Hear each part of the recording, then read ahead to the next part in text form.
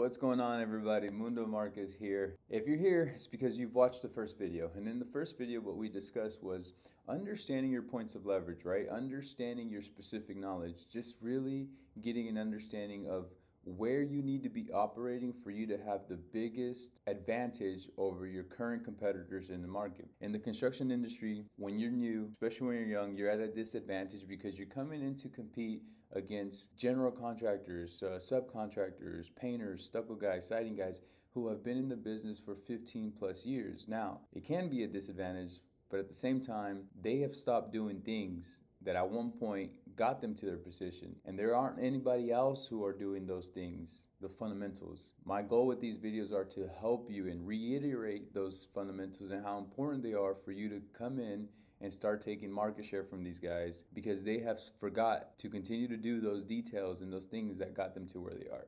In this video, we're going to be talking about starting to understand who your ideal client is. Gain clarity around who your ideal client is. Now, before I go any further, I do want to point out that from this point going forward in the rest of the videos, they're all going to come from a perspective of me servicing and catering to a general contractor. I'm a subcontractor. My focal point is to serve the general contractor. Okay, I don't look to serve a homeowner. I don't look to serve another subcontractor. I'm solely focused on high-end custom home builders. Those are my ideal client. That's not to say that your ideal client is wrong, or I'm not here trying to persuade you to start targeting general contractors only.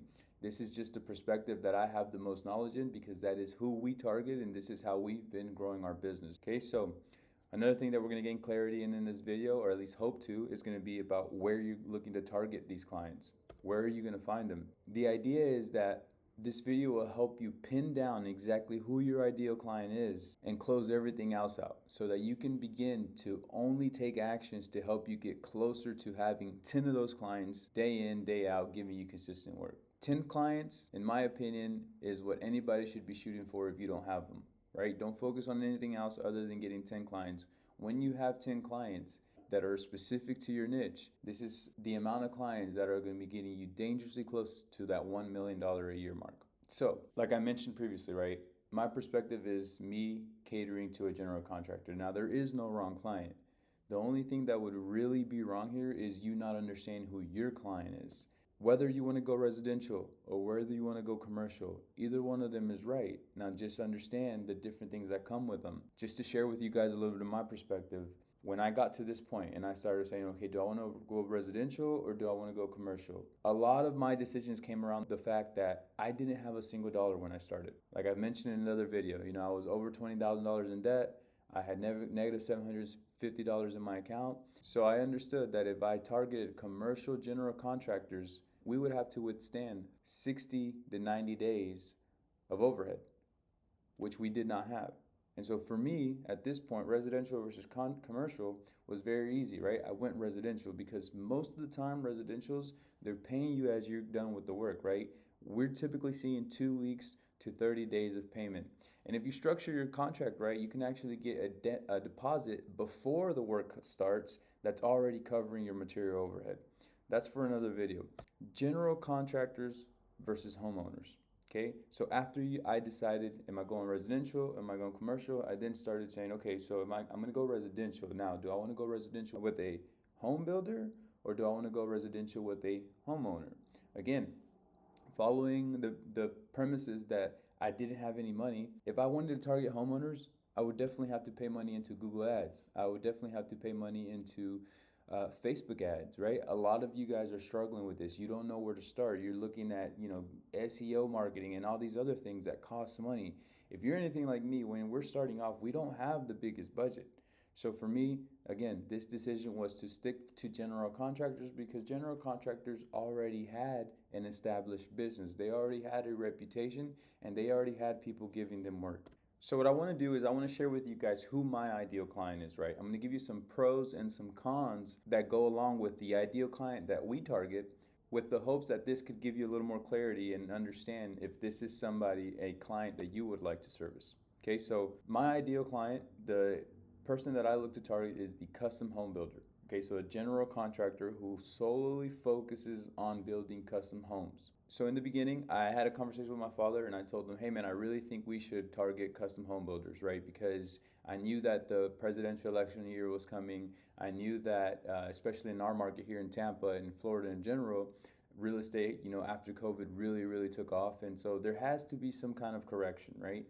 But my thought is, if there is a correction that's going to come, right, and to give us the biggest possibility to have success in this industry, I didn't want to just go right into track homes, because you go right into track homes, into these production type home builds, they slow down with these different uncontrollables and variables that are in the market, right? We're looking at that now. A lot of the people that I talk to, a lot of you guys reach out to me and tell me, "Hey, man, I was doing so many houses with these builders, and all of a sudden they slowed down." Yes, they do production home building, right? Everything that's going on with the economy and the stock market dictates where their business is going to go. It dictates whether they're going to continue to build or they're going to have to slow down. With it being a presidential election year, I think it's just very obvious that these high volume builders are going to slow down, just to see who gets set in office and see how that plays out.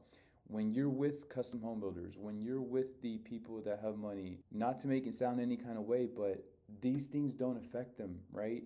These are individuals who are coming from New York, who are coming from California, where they're selling one home that's worth 4 or 5 homes here in our Tampa Bay market, right? They're able to come in and really splurge on a house that was out of their budget in those states. So they come over here and they want custom work, they want high-end stuff.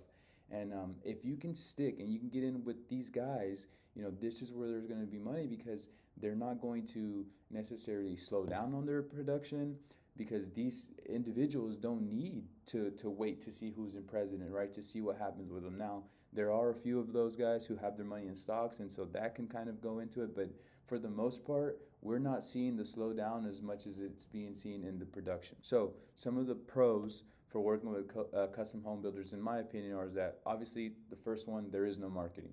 The companies that we like to target already have a position in this industry, okay? They are reputable home builders. They are people who have been building for over 10 years at least. They're simply doing all the heavy lifting around marketing, and it's really coming with their name in the area, right? Other people who have gotten their house built by them, individuals who leave them great reviews. There really is no marketing for us to do. Our job here is to just make sure that these GCs, that these custom home builders are pleased with our work. There's no beating down our prices. Again, when you come in and you start performing for these builders, what I've noticed is that they respect your prices, because they're respecting the service, the communication, and overall the integrity that you're showing them, because you're adding value to their team as a team member. Okay, a lot of the people tend to forget this. We as subcontractors are part of every one of our builders' teams. I like to think of this, if you're into soccer, whenever we're doing those training exercises, right? When there's 5 on one side and 5 on the one side, and you're that one player, that penny player that doesn't defend, you're only doing attacking for both teams, right? So when yellow team has the ball, you're attacking for them, but then they lose possession and it goes to the red team, you're attacking for them. We as subcontractors need to flow in that kind of in that similar state, where on Monday we're working for custom home builder A and we're totally on their team, right? But custom home builder B starts on Tuesday, and then we're their team, where none of them have preference. They all get the same exact value. They all get the same exact experience from you. Another pro here is going to be that most of these custom home builders value workmanship. Okay, and I say most because I've come across, and we are currently in the process of shaking out home builders who are doing custom homes, but they're not building them at the custom home level, if I could say that, right? And I don't mean to talk crap on any of them. I think everyone has their own way of working, but for us and the integrity that we have, we think that in the 10-year goal and the 15-year goal that we have, it's better for us to go ahead and start cutting ties with builders who are pushing custom home buildings, but they're cutting corners. And so when you do find a custom home builder that does value workmanship, that's very valuable. I consider that a pro, because again, it's going to tie into point number 2, where they're not going to be beating down your price. They're going to respect your price as long as you continue to execute. Okay, so there are also cons. And when I hop on the calls with a few of you guys, I like to point this out. Some of you guys reach out to me and say, "Hey, I want to start working with custom home builders. How can I get in with them?" I like to make you aware of the cons, because These are things that we didn't necessarily see at the beginning. I definitely didn't see them, but as the time went on, as I continued to press to getting these kind of clients, I started realizing how big of cons these actually were. Have I would have known these at the beginning, would I have taken a different approach? Maybe, maybe not. It's hard to say, but I do like to point them out at the beginning so that you're fully aware of what it's going to entail if you do want to pursue high-end custom home builders. Con number one is established relationships, right? I briefly mentioned at the beginning of this video. These custom home builders have been doing and executing excellent custom homes for a reason, because they have their trade partners, they have their vendors who they've been in relationships with 10, 15, 20 years, right? I can, off the top of my head, think of 3 custom home builders that I really want to start working with. And every time I reach out to them, they tell me the same thing. Hey, we have no need for you. Our stucco vendor, our siding vendor, they do excellent work. We really value them. They're always valuing us. They're great teams. They do all these exceptional service outside of work. And I always take the time to really dig in deeper and find out what it is. And overall, man, I can say that it's having integrity, keeping your word, executing, right? Not overcharging them. If you do overcharging them and for one reason or another, you ended up doing less work, like they pay that difference back to these builders, right? There's little things like this that they value, and it's a reason that they've been around for a long time. So this is definitely a con in my opinion, because if you're just starting off, it's really hard to compete with somebody who's been doing really good service for 20 plus years. Another con here is that these custom home builders are very demanding, right? These custom home builders want you to execute. If you tell them that you're going to be there on Monday, they have very particular, hard to manage clients. Okay, you got to think about it, right? When you're in these wealthy areas, wealthy people have expectations. Wealthy people know that they're paying top dollar for a certain level of service. And so they're working directly with these clients. And these clients are demanding of them for things to be done. And so it is simply by nature that they're going to demand that you have your shit together, that your crews are nice and tidy, that you're professional, that you have good communication, that your areas are not left dirty, that you're not mistreating homeowners $5 to $10 million homes that they're going to be living in, right? That you're treating these spaces like your very own.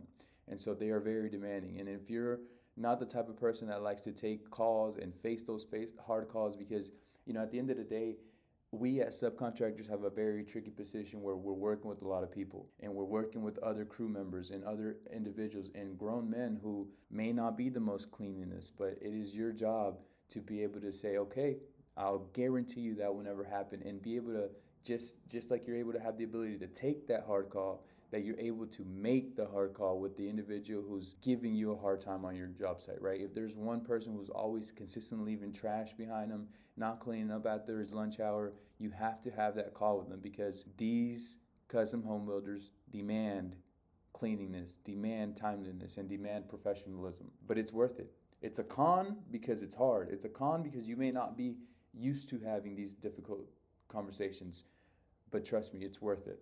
The third con is definitely one that we did not see. I did not see coming, and we're currently living right now, right? So these projects are lengthy. These projects are not in and out projects, right? These projects are sometimes, these custom home builders want, doors that were shipped directly from Mexico or Costa Rica or their hometown, wherever they're from, right? And there's a lot of things that come to that. We're in exterior cladding. Most of the time, the front of the houses can never get finished by us whenever the whole stucco crew is there. And they don't get finished till 3-4 months after. And so you have to understand that these are lengthy projects. You have to be very on point with your overhead. You have to be very on point with how you're managing your financials, because you can see a big sum of cash coming in at one point, but you have to understand that until that front door comes in, until that front face is completed, until the whole punch list is done, can you close out that job? Can you as an owner get paid out? And so lengthy projects are definitely a con, because I didn't take it into consideration, right? And if you don't take it into consideration, you could find yourself in a position where you go and reinvest a little bit of that money into a new trailer or whatever have you, scaffolding equipment, whatever. Not saying that that's a bad investment, but if you do that too early, and all these things start coming and biting you in the back. These are not things that you can charge for, right? These are things that are part of the original scope that you have to get taken care of. Moving on. Again, this video is not intended to convince you to start targeting high-end residential contractors. It's not. But I just wanted to give you an example of what I look for and why I went down that route. And like I said at the beginning, going forward, my perspective solely comes to targeting these guys, right? So the way that I do my outbound email, the way that I do my follow-up, the way that I do my on-site visits, the way that I do my proposals, my estimating, all of this is based on the premise that I am focusing on servicing a high-end contractor. If you're simply going to target regular, maybe mid-tier contractors, right? They do a little more production build. They're not quite customs, but they're not quite tracked either. That's okay. You know, a lot of these guys focus on ADUs, right? That's all they focus on, and they have a lot of business. All of this can be beneficial to you. I just wanted to share with you my perspective, and if it gives you any clarity, or if you're in the fence of who to target, I think this is a very good route to go, just understanding what comes with it. So gaining clarity is going to give you focus, okay? And this is really important. So now that you understand exactly who you want to target, the areas and the ideal client that you're looking to target, having clarity around who that person is going to allow you to focus on things that matter. Things like your output, meaning what am I doing today that's actually compounding towards the result that I want to see by the end of the year, by the end of the quarter, by the 10th year in business. You're going to be able to focus on your message. What did I say on these first 10 emails that actually got response? And then why did I stop getting response? Or what can I change in this message so that instead of just getting a response, it actually converts into being an opportunity? This is one of the things that I really focused on, and it was because I had the time to do so with the clarity that I knew who I was targeting, right? In the first half of the year, I must have sent out over 500 emails to any email that I could find. What was happening was that I was sending out a lot of emails and I was getting low responses with very little opportunities to actually build on. But I realized that it was my message that was causing this, because my message wasn't communicating the experience that we actually had. My message was simply saying, hey, I know how to do siding. Do you have some work for us? And what that in turn returned us was, okay, but like, let me see, who do you work for? Let me see previous works. Okay, so I was able to figure out that my message wasn't converting as well, tweak that so that it can start converting. And the third point that you're going to be able to focus on is your service, okay? Because you're doing all this hard work up front to find the clients. You're doing all the hard work so that they can send you an opportunity. And then you do all the hard work to estimate and do a proposal and then finally get it to the signing table and get that agreement in place. You're going to need time. And you're going to need focus to make sure that that's getting taken care of. Everything that you're selling in the front end will go to waste if on the first job that you get, you don't perform. If you're telling them you're going to do quality and you show up, or you send whatever guys out there to fulfill and they do some really bad work and then, just leaving a mess out there, it's not going to be a good fit. So here's a quote that I find really interesting. And like I said at the beginning of this video, right? If you're not taking care of your customers, your competitor will. We want to be that competitor. Like I said, we're going into an industry, you're going into an industry where these guys have 10, 15 plus years servicing certain builders. That doesn't mean that they're all doing a great job. The majority of them isn't. The majority of them have stopped doing what helped them get them there. But no one's reaching out. No one's communicating to these home builders that, hey, we're here because we want to do, we want to show you a better level of communication. We want to show you a better level of organization with the subcontractor. Subcontractors have this stigma that they're needed, but they're annoying, okay? We're looking to change that in the industry. And so the current vendors that I have now, all of them tell me, like, our siding guy started off really good. I haven't seen him on a job site in the last 2 years. He just sends whatever crew he has available to fulfill. That's just music to my ears because they're not taking care of their customers. And I'm willing to come in and take care of them and show them the attention that they require and show them a new level of communication that they're not used to.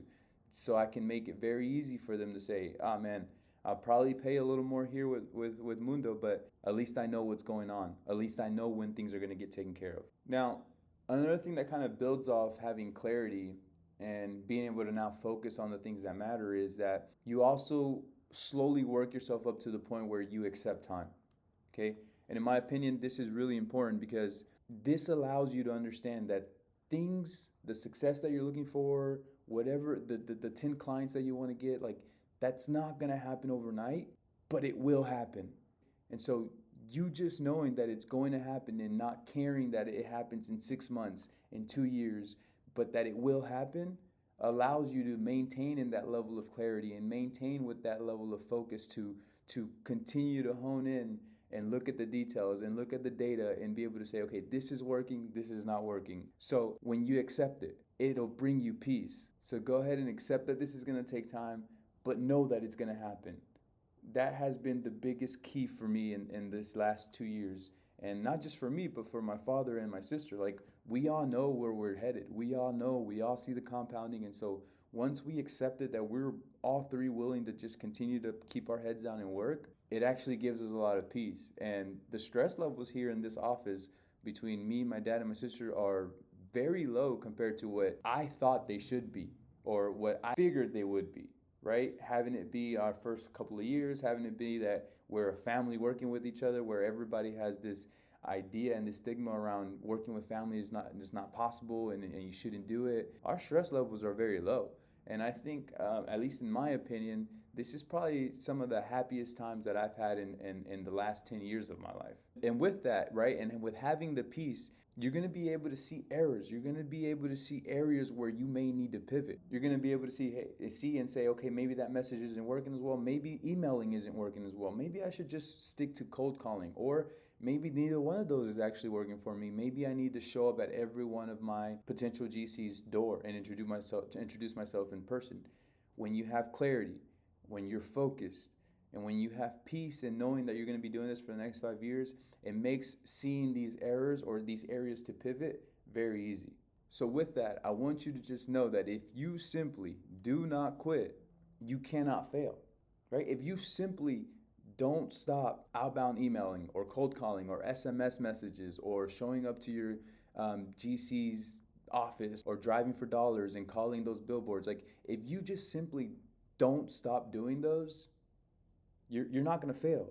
You can't go against a consistent action, right? A consistent action that is what you know you should be doing, that is the only thing that's going to get you closer to a contract. If you don't stop doing those things, you can't fail. So you want to focus on things that matter from day one. You want to gain the clarity. You want to know exactly who you're targeting. You want to have that focus. You want to accept that time that gives you peace, because all of this is going to help you understand what it is that you need to focus from day one. I spent over 2 years figuring all this out, and it was a headache. And it was a lot of frustration, and there was a lot of lonely nights where I just couldn't go to sleep because I needed to figure this out, because I desperately wanted to see our business start to grow, because I saw that my father and my sister were starting to maybe think this may not work. And I was like, yo, I need to see some kind of success.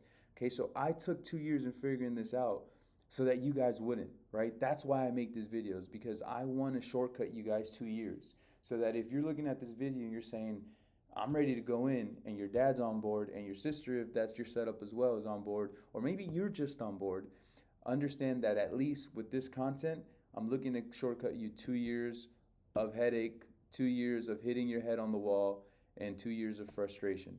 And so here at the end of this slide, what I want to leave you with is how to stand out as a sub, right? You don't need to overcomplicate it. Seriously, I've done 8 to 10 months worth of research before we went live with our construction company, of just interviewing high profile general contractors and asking them, what do you look for in subcontractors? I've done all that. And then for the last over 20 months, I've done the hard work of every time that we execute with a general contractor, every time they send us an opportunity, every time they deny us an opportunity, I ask them for feedback so that I can continue to distill and really understand what makes a good subcontractors in their eyes. What are the good ones doing? What are the bad ones doing? So that I can enclose and encapsulate that information into these videos for you to execute on. Number one, prioritize communication. You want to always communicate. You want to over communicate in the beginning, during, and after any project, right? In the beginning, when you're looking to reach out, it's important. You're not going to get a response most of the time if you're starting off on the first email. You're going to have to send 5 to 8 emails to finally get an opportunity to come through. But you need to continue to communicate. So prioritize communication. During the project, you need to communicate even more. And after the project, you need to continue to communicate so that you can continue to be on the radar so that they can give you another opportunity as soon as it arises. Point number 2 is you got to have accountability. In my opinion, accountability kind of ties into communication a little bit, right? Because accountability is answering your phone. Communication, a lot of GCs tell me, yeah, you know, a subcontractor will come and do the majority of the work, but when the details come, when the punch list comes, they're nowhere to be found. They're not answering the phone anymore. Take accountability. If you tell the guy you're going to be there on Monday, be there. And if you're not, damn it, 7 a.m. on the dot, you better be calling them or shooting them a text message letting them know you won't be there then, but when you will be there, and do whatever you have to do to be there on the rescheduled date. Okay, don't let it go past 2. Find simplicity. Finding simplicity is a new one that I've kind of added, but this is more internal. When you find the simplicity on how many emails you got to do in a week, right? When you find simplicity around following up, when you find simplicity around processes in your organization, when you find simplicity about communicating, it makes all of this so much easier. Communication can be a pain in the ass if you don't look at it with a simple mindset. If you don't look at it with a simple, oh, I don't want to be annoying. We all get that feeling we're going to be annoying, but don't look at it as you're going to be annoying. Look at it as a simple reminder for any inspections that may need to have had, whatever it may be. You're reminding them you're part of their team. Okay, don't think you're annoying.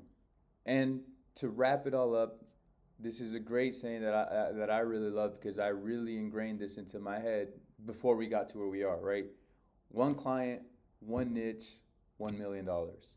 That's it. When you identify exactly who you want to service, that one client, that one avatar, combined with your one niche, your one specific knowledge, the one area you can really talk about with a lot of confidence, that's how you bring your business to $1 million. This is how you get to the $1 million mark.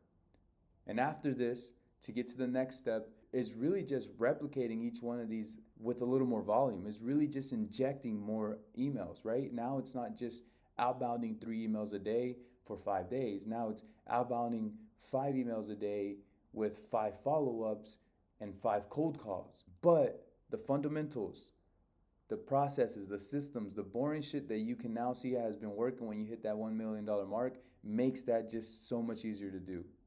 All right, so again, this video was with the hopes and the idea that you start to understand exactly who your ideal client is, but most of all, really understand that when you focus in on one person, one client, one niche, you start to speed up your success and you gain all that clarity and all that focus for you to be able to focus on the shit that matters day in, day out.